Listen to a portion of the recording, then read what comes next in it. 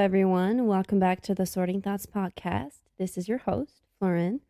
And today, welcome to our third book club meeting and the first book club meeting of 2026.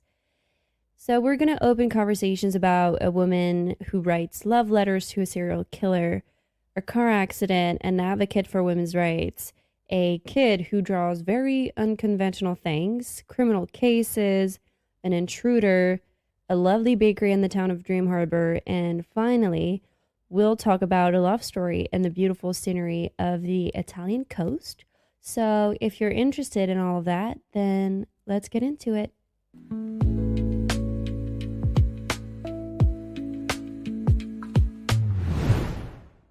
But before getting into this episode, I wanted to wish you a very happy new year. May it bring you all the things that you want, a happy health, a happy life, lots of money, anything you wish for, love, a new job, a new apartment, new things. So yeah, happy new year, guys. So now let's talk about the first book of this book club meeting. And the book is called The Crash by Frida McFadden. And it is about the nightmare she's running from is nothing compared to where she's headed. Tegan is 8 months pregnant, alone, and desperately wants to put her crumbling life in the rearview mirror. So she hits the road, planning to stay with her brother until she can figure out her next move. But she doesn't realize she's heading straight into a blizzard. She never arrives at her destination. Stranded in rural Maine with a dead car and broken ankle, Tegan worries she's made a terrible mistake. Then a miracle. She is rescued by a couple who offers her a room in their warm cabin until the snow clears. But something isn't right. Tegan believed she was waiting out the storm, but as time ticks by, she comes to realize she is in grave danger. This safe haven isn't what she thought it was, and staying here may have been her most deadly mistake yet. And now she must do whatever it takes to save herself and her unborn child. Interesting synopsis, right? Makes you really want to dig in. And also, it wouldn't be a book club meeting without at least one Frida McFadden book, right? I think there's one in each of the ones that I did before. What do you want me to tell you? A girl is obsessed. A girl is obsessed with her thrillers, okay? So here's where we're at. Another review of a Frida McFadden book. So, don't get me wrong, I do love me a Frida book, but I couldn't shake the similarities with Mystery by Stephen King out of my head for this one. The car accident, the person being trapped by a crazy person, like all of those things are the main ingredients, specifically being stuck in Maine, because if you've never read or watched any Stephen King films or books, it's always taking place in Maine, in a little part of Maine. So all of that together made me really think about that book and that movie. If you haven't watched Mystery, you should watch it. Kathy Bates plays the crazy person, and she's insane. And I love her. And that performance was crazy and really good thriller. Anyway, it didn't feel brand new. You know what I mean? Like, it's a different narrative, but it's like, it has the same patterns as Mystery. So it didn't feel brand new, but I do trust Frida. I have faith in Frida. So I thought, why not give it a try? And so I did, but I didn't feel like the usual plot twist that Frida is very famous for was there. It was all very much too predictable, like any other thriller. And Frida's usually not like all of the others. You know, like with Frida, you have to wait until the last phrase at the end of the book to actually know what's going on. Like, there's so much pressure on that tiny little phrase at the end that will completely change the book around and change your whole perspective and make you question everything and anything. And with that book, I didn't feel like that. I mean, it was too predictable for me. Like, it was some kind of thriller that we've seen over and over again. So I wasn't very surprised by anything or by any links between certain characters.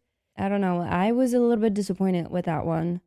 I still enjoyed reading it because I love how she writes, but in terms of plot twists, I didn't feel content at all. And I guess when she rose the bar so high with her other books, it's really hard, I guess, maybe not to attain that bar every time. I don't know. Character wise, Tegan was the only reasonable one, I feel like, and she's your very strong main character that you actually like, because a lot of main characters in Frida's books are actually dumb or very unresponsible or really don't have any survival instincts. And Tegan had one. She was smart. She was a true survivor. She really, really fought for herself and her unborn child. Like, you were rooting for her, in the ways that you might not have been for Millie in The Housemaid, where you're like, girl, are you stupid? How do you not see all these red flags? Whereas with Tegan here, she was seeing those red flags and she was doing everything that she could to get out of it. And you also have Polly, the antagonist, who was batshit crazy and should have been locked away in a psych ward a long, long, long, long time ago. She was insufferable and not the kind you like to hate. And so, like any other Frida book and narrative construction, it is between Tegan and Polly's perspective. And every time Polly's perspective would come on, I would be like, oh my god, no. How long is this going to take? And each time I tried to find something that would actually make her a little more likable, but no, I couldn't find anything. I was disappointed each time her perspective came on. And I mean, I can understand this woman's pain and feel empathy for her. I do. But I couldn't find anything in me to feel that way about her. And it takes a lot for me to not feel empathy or compassion for any sort of character. Like, you really have to be a bitch for me not to feel that way. And also, every single one of her actions were predictable, so that didn't help her case. Then you have her husband, Hank. He had morals whenever he felt like they suited him. That one guy was a mess. I think it would have been more interesting if he had been going in one direction the whole time instead of going wherever the wind was taking him. And I hate those characters that are like, okay, I'm going in that direction at this moment because this is suitable for me. And then totally switch at the end. And remember that they have a brain and critical thinking skills and that they actually have free will and that they can do whatever they want despite their wives' threats, I don't hate all of these sort of characters that go wherever the wind takes them. Some of them are very likable, but this one is not. This one is just like, when you're reading, you want to shake him. You want to shake some sense in him and be like, girl, well, man, you gotta do something. Like, think for yourself. Do something. You know what I mean? And it's so infuriating and so frustrating at the same time. And so I couldn't with him. He did sort of redeem himself towards the end because he reminded himself that he had a brain and free will and that he could do whatever he wants. But still, like, that could have happened so long ago. I guess it's one of those dumb characters that Frida incorporates in the story. And, like, without those characters, the story would have ended, like, after 3 chapters. So it was kind of a necessary character, but still, I didn't really like him. And finally, we have the characters of Jackson and Simon, which I thought they would have been the main focus for the plot, but no. Even though Simon is a little bit a part of the plot twist, there's no development regarding him and Jackson, and I feel like at least Simon deserved a little more development. I think the reader would have been a little more attached to that person or that character and maybe would have felt more when everything was revealed. Like I did feel that with Simon, it kind of was like he was popping in and out of the story whenever he needed to be in the story without developing anything. Like it really just felt like, okay, this is all happening. Oh, hold on, let me grab Simon for 2 seconds, bring him in. Okay, don't need him anymore, bring him out. And it was like that every time Simon was involved. So maybe a little more time with him would have been nice. So overall, all of it felt pretty much basic for Frida. Even the motive behind the plot twist was very basic. Like that's something that we've seen thousands and thousands of times, you know? And I still had a good time while reading it because I think I still had faith in the plot twist. And it didn't really hold up to that faith. And one thing I like about Frida and how I know she impacted me with her books is that when I'm done with it, I still think about it 3 days later. And I didn't feel that with The Crash. And I don't think it would be one that I would recommend of her. Like, there's so many other options that I would recommend 1,000%, but this one isn't one of them. And yeah, that was a little bit disappointing for Frida, but it is what it is. I can't change that. So let's get into the second book. And this second book is Hidden Pictures by Jason Rekulik. Now, this second book, wow. Baffled. Here's what it is about. Fresh out of rehab, Mallory Quinn takes a job as a babysitter for Ted and Caroline Maxwell. She is to look after their 5-year-old son, Teddy. Mallory immediately loves it. She has her own living space, goes out for nightly runs, and has the stability she craves. And she sincerely bonds with Teddy, a sweet, shy boy who is never without his sketchbook and pencil. His drawings are the usual fare: trees, rabbits, balloons. But one day, he draws something different. A man in a forest, dragging a woman's lifeless body. Then, Teddy's artwork becomes increasingly sinister, and his stick figures quickly evolve into lifelike sketches well beyond the ability of any 5-year-old. Mallory begins to wonder if these are glimpses of a long unsolved murder, perhaps relayed by supernatural force. Knowing just how crazy it all sounds, Mallory nevertheless sets out to decipher the images and save Teddy before it's too late. This book was really one of a kind, one I had never read before. I felt everything: frustration, anticipation, empathy. But what I felt the most was fear. The title talks about pictures. Well, you get pictures.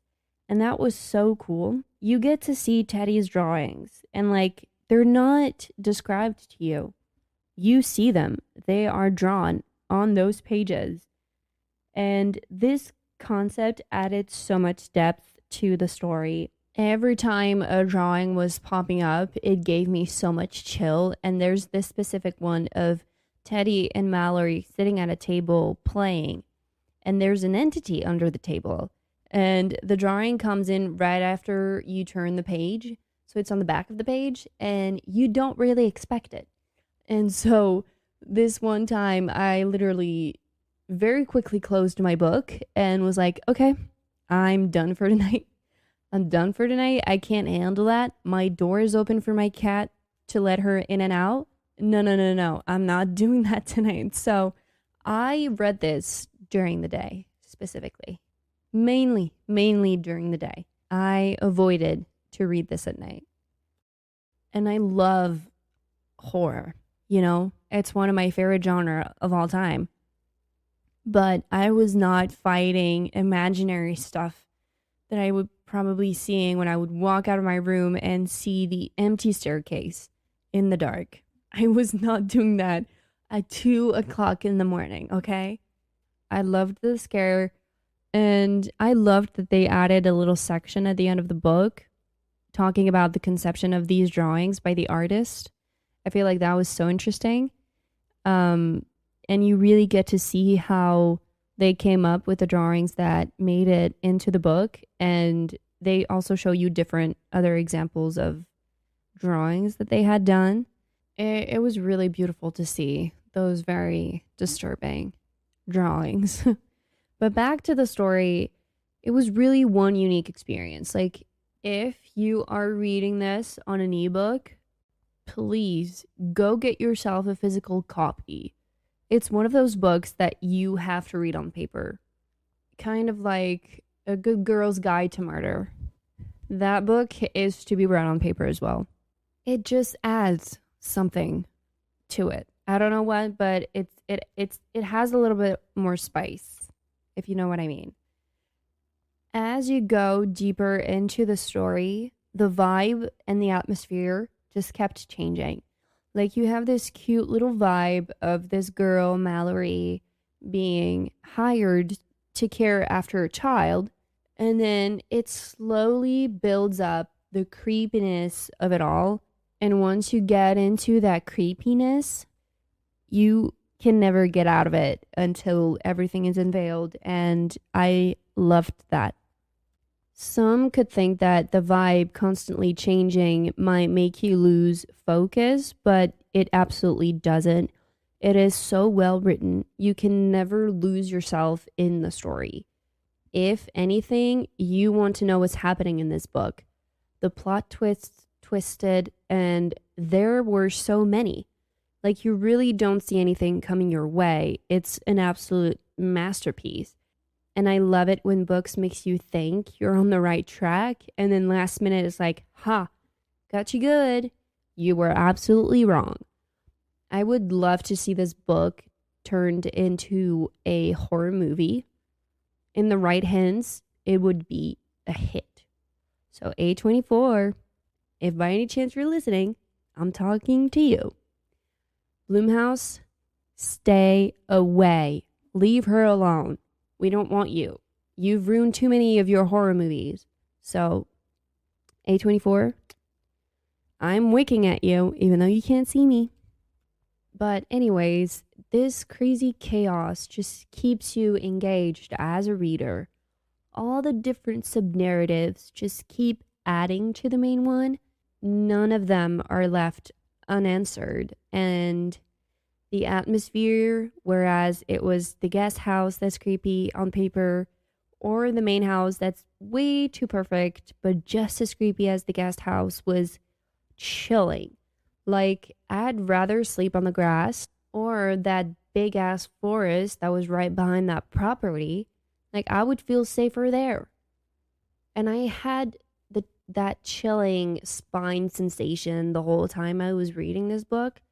And it's a really good mix of horror, psychological thrillers, mystery, and suspense. It's like the perfect blend. Mallory's character was a really good one. Very far from like the oblivious, dumb main character that walks blindly into a house. She's actually very self-aware and very smart. And the little kid, Teddy, also very smart. You really feel for this kid, and you get really intrigued by his ability of seeing an entity, but also his way of communicating, aka his drawings, which is pretty basic when you think about it. Every kid draws, but this one has a little more spice to it. And he doesn't have a regular imaginary friend. His drawings really make the whole book, like, it really helps you project into that atmosphere a lot more. I will not go further into details because I would be spoiling too much, and this is a very spoiler-free review. So I highly recommend you this book if you can handle horror, scary stuff. Like, that one is so incredible, and I am gonna immediately buy all of his other books. So yeah. Now let's get into the third book. This third book was a French comic book, and it was called Gisèle Halimi, A Fight for Women's Cause.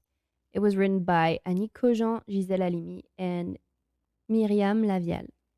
So this book is about the life story of Gisèle Halimi, a woman who fought for women's cause in France. She spent her life defending women as a lawyer. She was an advocate for women of her time and Muslim women and our rights right now. Her passion and commitment drove her to help the law regarding abortion equality between men and women.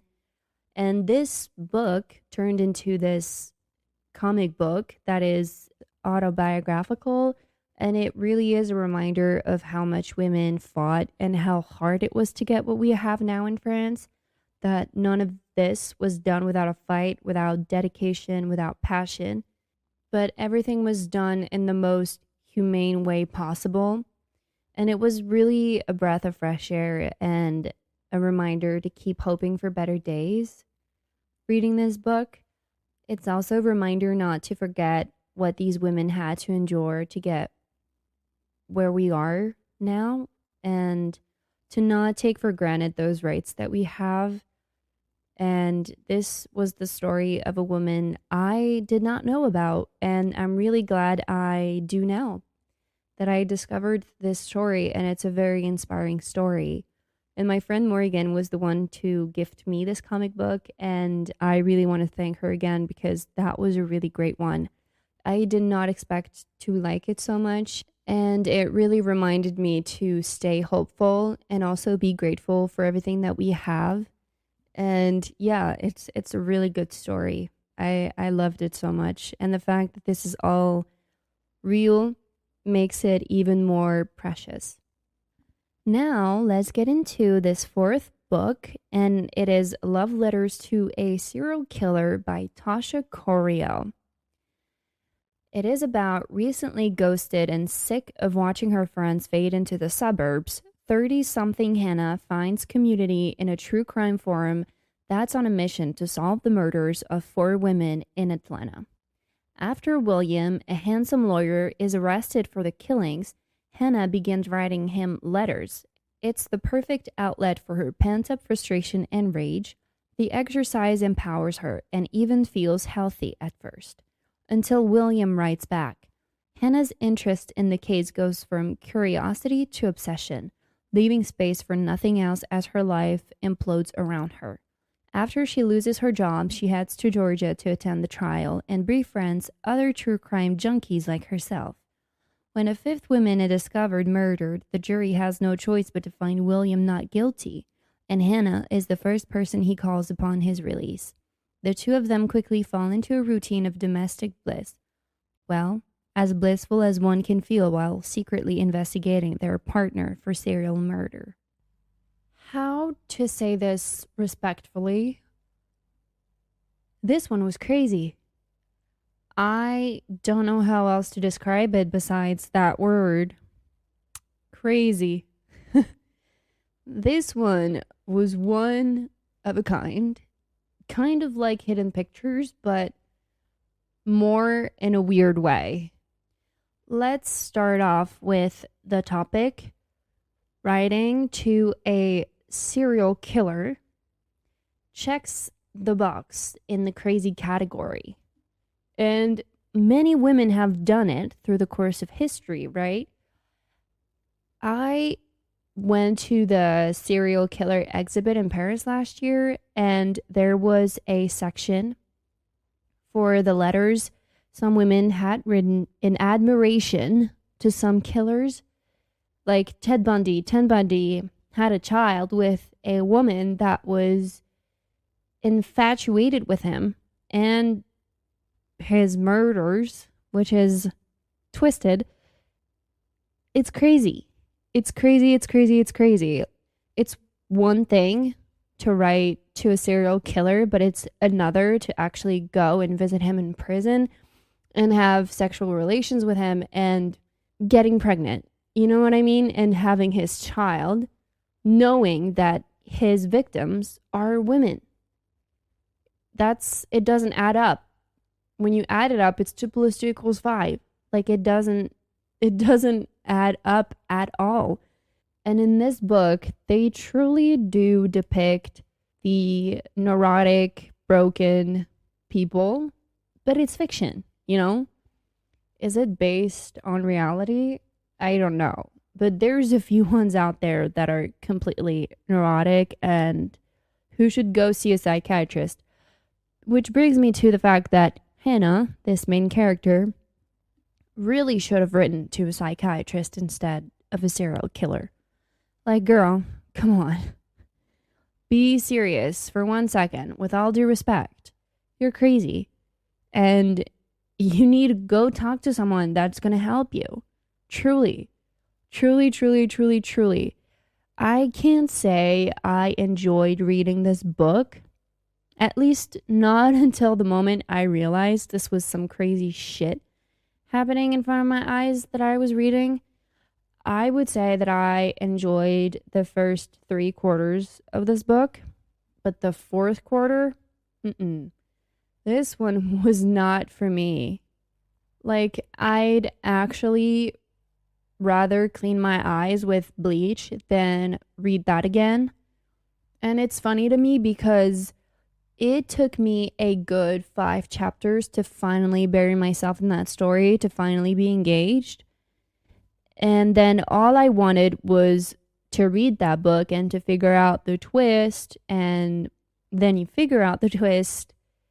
And I just wish I had stopped there.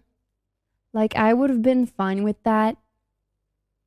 And without knowing that chapter where it all goes down to shit. And that's not even enough words to describe what I read.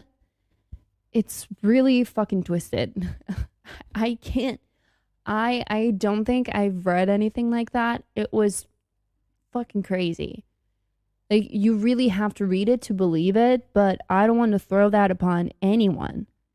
Like, I'd rather tell you to read something else than actually read this.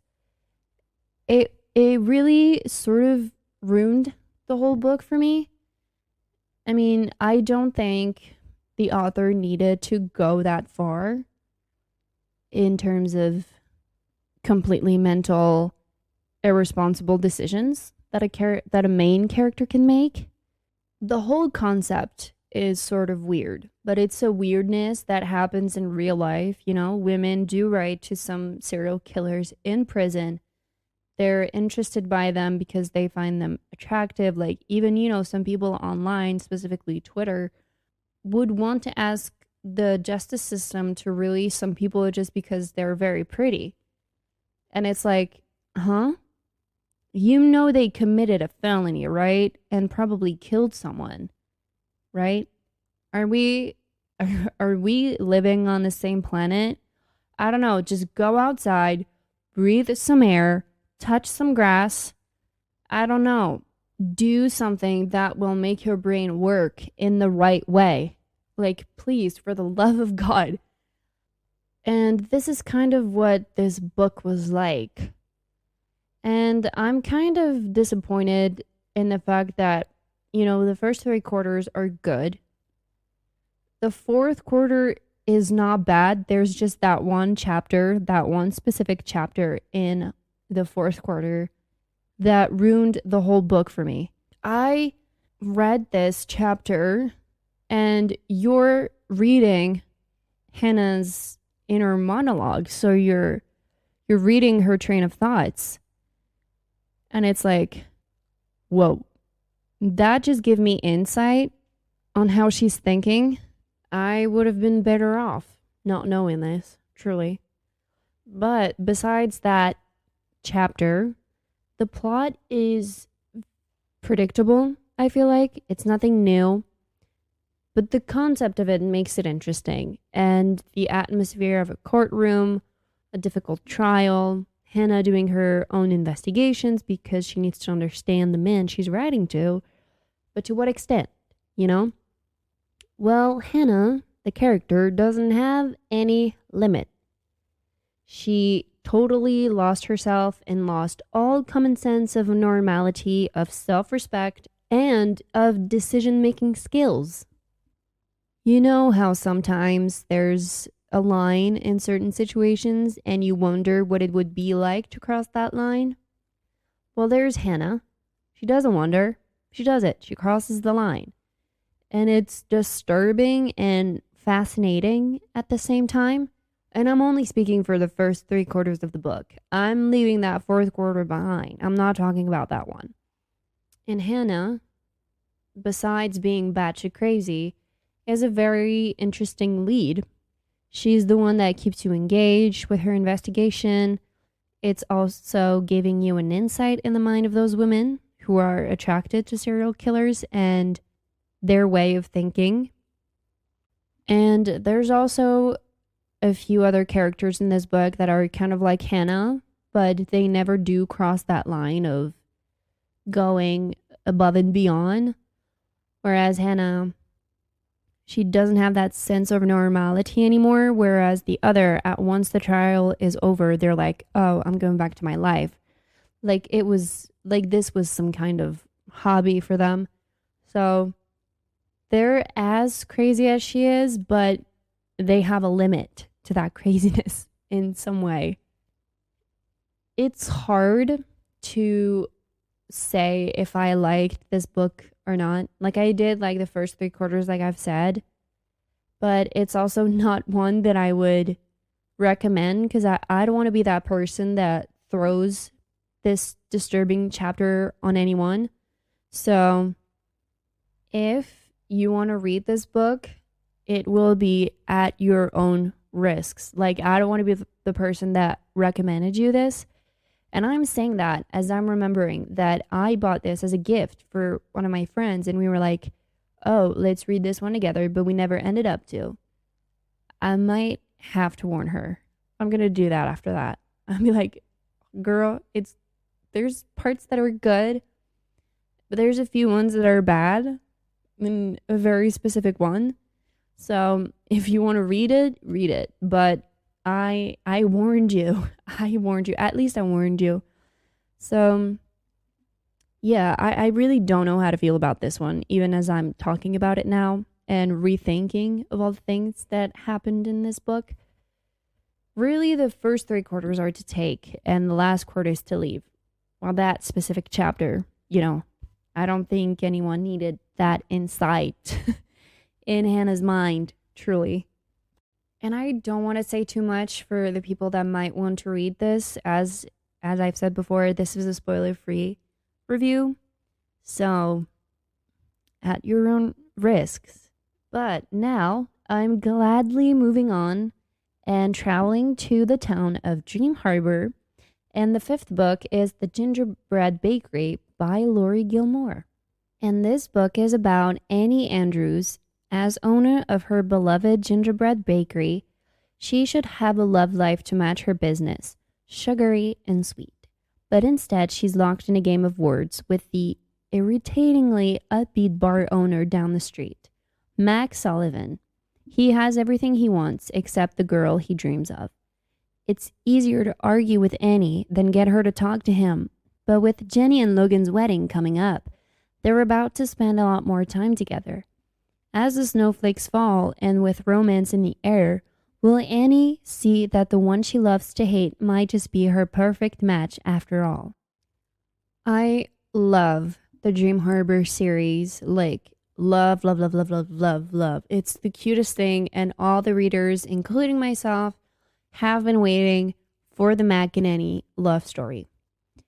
And after reading Love Letters to a Serial Killer, I really needed something uplifting and light and cute and like a Hallmark movie type of book, So we have been waiting for this storyline since the first book came out, The Pumpkin Spice Cafe, about Mac and Annie, because every time we would get a glimpse of their dynamic in all the previous books, it was so funny. And it was the perfect enemies to lovers trope. We obviously knew that they were going to end up together. And so here we are. We finally have the Holy Grail, a book about them, enemies to lovers trope, a trope that I love. because there's always a thin line between love and hatred. And once you cross that line, an explosion of passion. And we love to see that.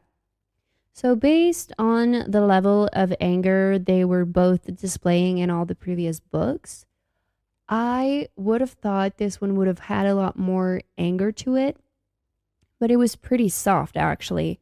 I think I would have wanted a little more angst between them. You know, I love me good enemies to lovers that are angry with each other. You know what I mean? But it was overall very cute and made me melt still. The ambiance was perfect for the holiday season. I loved that I kept this one aside until that period of time because it was just perfect for December as it's taking place in December. Although the only thing that I would say did not really work for me in this book is that besides not enough angst for me, I feel like it was a little too much about Jenny and Logan's wedding. And I feel like they were way too present. I still liked to know about how Jenny and Logan's relationship is evolving and, you know, all of these other characters from the previous books. But in all the previous ones, we just had an insight, you know? And I feel like there were two focuses in this book. Annie and Mac's relationship, but also Jenny and Logan's wedding. Because all of the narrative is happening during Jenny and Logan's wedding, but I feel like that was like taking too much place. I think I would have liked a little less and a lot more of Annie and Mac focus. I don't know if that makes sense, but it's now that I'm thinking about it, this is yeah, I feel like they took so much of the spotlight. Even though all of this was to bring them closer because they had to be nicer to each other. So the only thing that they could do was reminisce on the past and how their relationship has evolved over the course of a decade. And it was very interesting to have the then versus now flashbacks. I feel like it really helped the dynamic of the narrative. It really keeps you hooked as the reader because almost every chapter that changes from now and then or to then and now ends with a tiny little cliffhanger. And, you know, it's been a few years now, so we really want to know what happened between them for them to be so angry with each other. And I feel like I appreciated the then chapters a lot more than the now chapters because the now chapters had a lot of Jenny and Logan. And you have a lot more of their dynamic in the then chapters. And it was really interesting to read about and to learn about where all that anger came from. It's a really good mix of yearning, nostalgia, and lots of what ifs and what could have been, you know? If something had happened differently, where would they be now? Would they have worked out earlier? So, you know, I do believe that everything happens for a reason, and I do believe that all of those things that led to them being together later on was meant to happen because I do think that maybe if they had been in a relationship earlier on, they might have destroyed each other because they weren't ready at that time. So, you know, it probably would have been like right person, wrong time, you know? And maybe they wouldn't have tried again later on. So, yeah, it makes you really think about how some relationships work and how they're meant to work as well. It's not my favorite of the series so far. The Strawberry Patch Pancake House has yet to be dethroned, but I do feel like my ranking so far goes first, the Strawberry Patch Pancake House. Second would be the Christmas Tree Farm. Third one would be the Cinnamon Bun Bookstore. That one I really liked. I would put the Gingerbread Bakery in the fourth spot. And in the fifth spot, we have the Pumpkin Spice Cafe. I also need to get my hands on the apple pie ice cream parlor. It says on Fable that it's a number 5.5 of the series. It's a very small book, like 90 pages, and it was released in 2025. So I really need to get my hands on it ASAP before the sixth one comes out sometime this year. I feel like it's going to be in spring. I might be wrong, but yeah, I'm excited to read the next one. So I would really recommend, if you are looking for a very light read, cute, romantic, enemies to lovers trope, this one is for you. Next, for the sixth book, we have The Intruder by Frida McFadden. It is about Casey's cabin is in the wilderness, and it's not built for a hurricane. Her roof shakes, the lights flicker, and the tree outside her front door sways ominously in the wind. But she's a lot more worried about the girl she discovers lurking outside her kitchen window. She's young, she's alone, and she's covered in blood. The girl won't explain where she came from or loosen her grip on the knife in her right hand. And when Casey makes a disturbing discovery in the middle of the night, things take a turn for the worse. The girl has a dark secret, one she'll kill to keep. And if Casey gets too close to the truth, she may not live to see the morning. It wouldn't be a book club meeting if there wasn't not only one, but two Frida McFadden books. And I fear that I'm going to say the same as The Crash. The twist was predictable, at least the main one, but the second one did not surprise me in the slightest. I think I was expecting it, this little connection between the characters. And in terms of the narrative, it does take after Never Lie by Frida, but it is much less surprising. I didn't really want to believe the folks that were saying that Frida's team are pushing as many books out of her as they can to surf on the vibe, and I'm starting to believe it. I really do feel like right now we really should let Frida alone and let her come back with a killer book. One with plot twists we could never see coming, one that are as high as the bars she had set with her other books. And we know she's capable of it because she's done it before and she can continue to do this, but please let her live a little and let her breathe some fresh air and come back with something that will blow our minds. I promise you will be around when she comes back with an excellent book.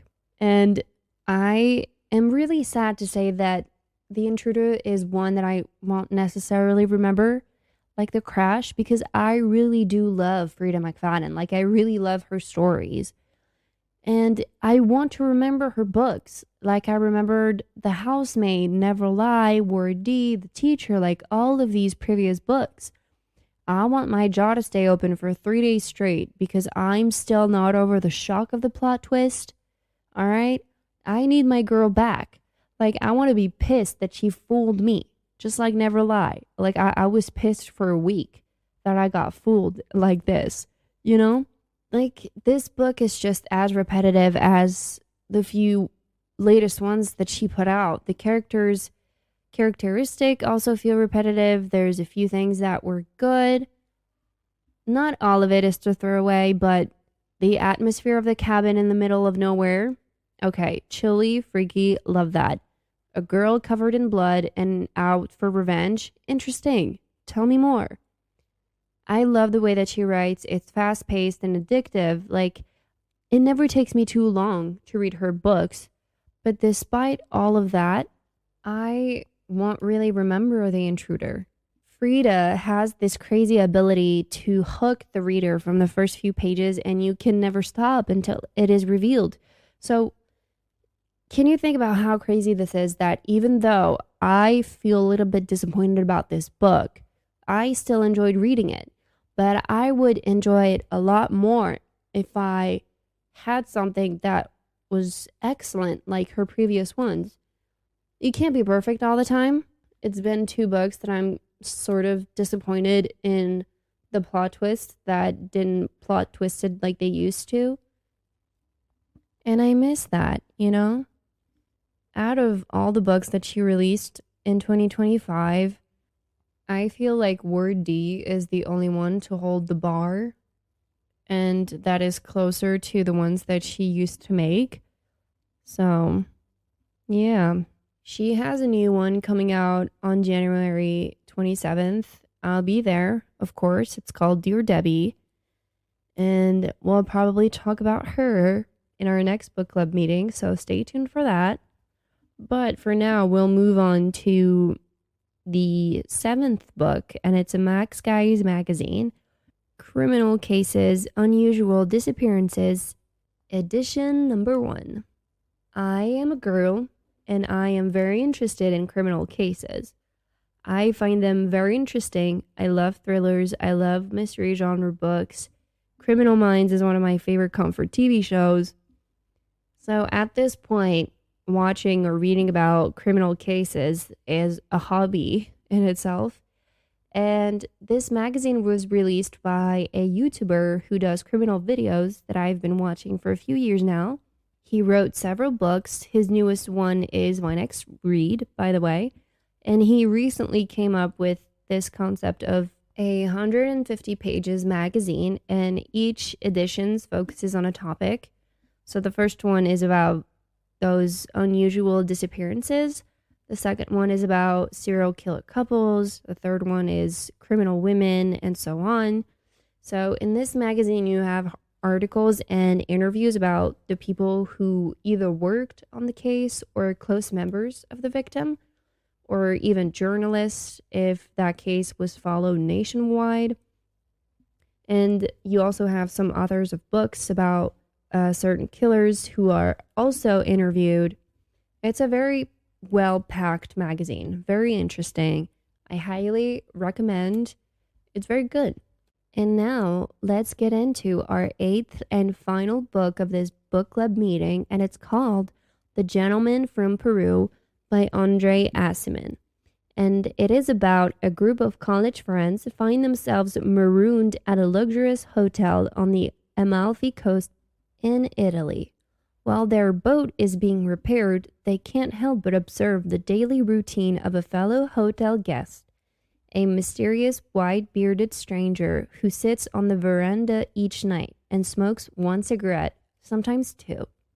When the group decides to invite the elegant traveler to lunch with them, they cannot begin to imagine the miraculous abilities, strange wisdom, and a life-changing story he is about to impart to one of the friends in particular. This review will have a little bit of spoilers. I'm going to mention what the story is really about, so be careful ahead. This book is also my last book of 2025. It is by the same author as Call Me By Your Name, so I thought, why not, when I saw it at the bookstore. This book was absolutely not what I had expected from it. I really didn't see the direction that it was going in. The scenery was beautiful. It takes place in Italy, of course, so it's obviously beautiful. And careful, spoiler alert, the concept of this book actually being about a forbidden, impossible love story, it was very far from what I had expected. That aspect was very sad, but there was a few things that bothered me. First of all, the age difference was very uncomfortable as you get more and more into the story and the reveal of it all. So it's kind of like Call Me By Your Name, and this author seems to enjoy that. I don't know, but it's very uncomfortable for me. Second of all, there were a few actions by the main male character that were borderline, sort of. Like maybe a few questions of consent would have been nice. There's no crossing that line of consent. It is consensual on both parts.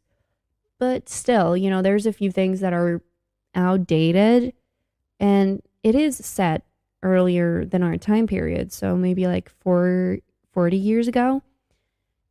And maybe all of that was considered normal and women had no other choice but to deal with that or only knew that. But still, that felt a little bit uncomfortable. There's one specific scene that I'm thinking about that made me uncomfortable where it was like, maybe that way of writing it wasn't necessary. But again, it was written by a man. So am I really surprised? Not really. And I felt like it didn't add anything to the character development. It didn't add anything to their sort of enemies to lovers trope. Like, you know, even though they didn't cross the line of it not being consensual, still, it bothered me. And because of these few elements, I can't say that I fully liked it, but the subliminal plot twist on paper with just what it is, an enemies to lovers love story that can never be lived. When said like that, it's beautiful and sad at the same time. And it's heartbreaking for two soulmates to never be able to be with one another at the same time through different lifetimes. That I liked a lot. That part was very enchanting, but you don't know that immediately. And so at first it started off as this dude who knows things and seems to have a clairvoyant gift. Turns out for him it's a curse. And that I would keep. But yeah, there's a few elements like this one specific scene where the character gets in the lady's bed and she's sleeping. It's kind of like, you know, privacy, boundaries. What are you doing? Go back to your room. And then she woke up and saw him in her bed, and everything that happened after that was consensual, but still, you know, that bothered me. But the age difference is also what makes them not be able to be together. So, I don't know. That kind of bothered me. But, you know, maybe it could have been something like they could have been the same age, but just with different partners and already a life settled. And, you know, even though you think of the possibility of giving all that you have built, there's things that you can't do. This is where it gets tricky and unfair, where you're like, okay, the universe really doesn't want us to be together. So, yeah. But it's also a torture to keep growing old and knowing that your soulmate is reincarnated, but you would never be able to be together because there's that age difference between the two of you. I don't know. I don't know what the thought process of this author was. I don't know if I want to know it. We've all seen Call Me By Your Name. There were a few controversial things in this movie as well, and in this book. Same thing with the age difference. But yeah, it was a short book, and I needed a short book to finish off my goal of the year, and I only had like 2 days left. So I picked this one. The synopsis seemed to be interesting. And on paper, if you only take the good elements, it's a good story because the atmosphere, the scenery, the vibe is very cool. And it kind of made me think about White Lotus, you know? I feel like it would be a storyline of a season in White Lotus. I could totally see it. It's very White Lotus coded. Well, guys, we've come a long way. If you've stuck around for these 55 minutes, thank you so much. And I'm sorry for ranting for so long, but I needed to talk about those last 8 books of 2025. I did set my goal for 2026 at 40, and I would love to know yours if you have one. So thank you for listening to my ranting about many different stories, many different topics, and different feelings about certain things, certain characters. Feel free to share your reads and thoughts and what your next read is going to be or what you're reading right now. I would very much like to know. Don't forget to follow for more, and I will see you guys next week. Bye.